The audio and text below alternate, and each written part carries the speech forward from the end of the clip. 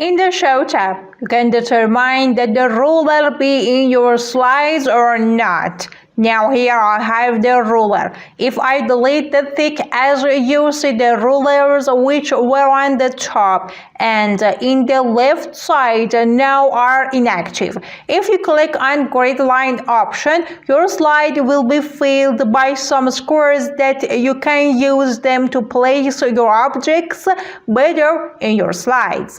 And if you activate the guide option, it will divide your slide into 4 parts with the help of 2 lines that it puts in the center. And if you click on Note, this note page will be active or inactive for you. And then by the help of View Direction option, you can determine that this preview of your slides be on the right or left. And now left to right option is active, so the previews of the slides are on the left side. And if you click on right to left, the preview of your slides will be on the right side. And then by the help of different options in the zoom section, you can zoom in different parts of your slides, that when you click on this option, the setting window of zoom will open for you.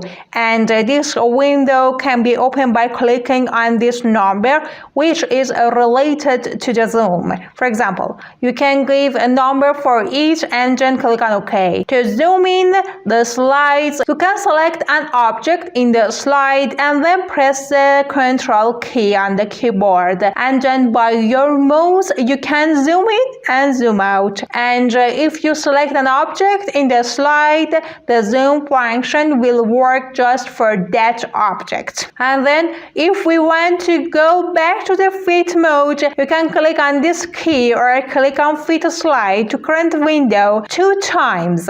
Then by the help of different options in the color or grayscale section, if you click on color, the theme of your slides will be colorful.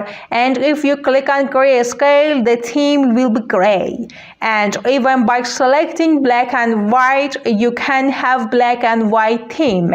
And then by the help of different options in the window section, you can manage the opened PowerPoint files. And then if you click on the new window option, it will create a copy of the PowerPoint file that is open with all its slides and will put number 2 in the name of your PowerPoint file.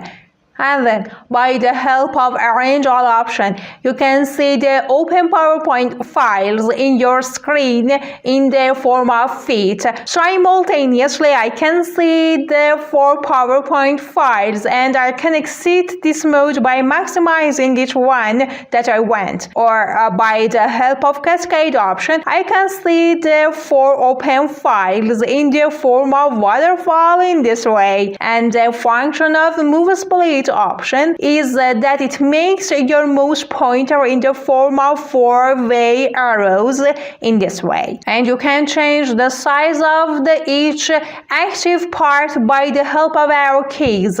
And now it is making the preview of my slides bigger and smaller, and I'm pressing the right and left arrow keys and I'm changing the size of preview of the slides.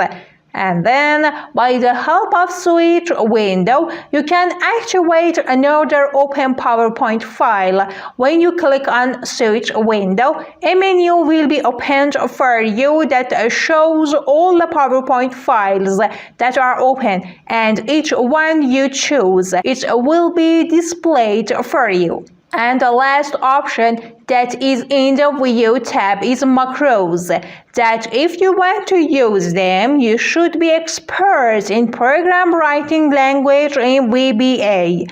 To see the area of that ones I created.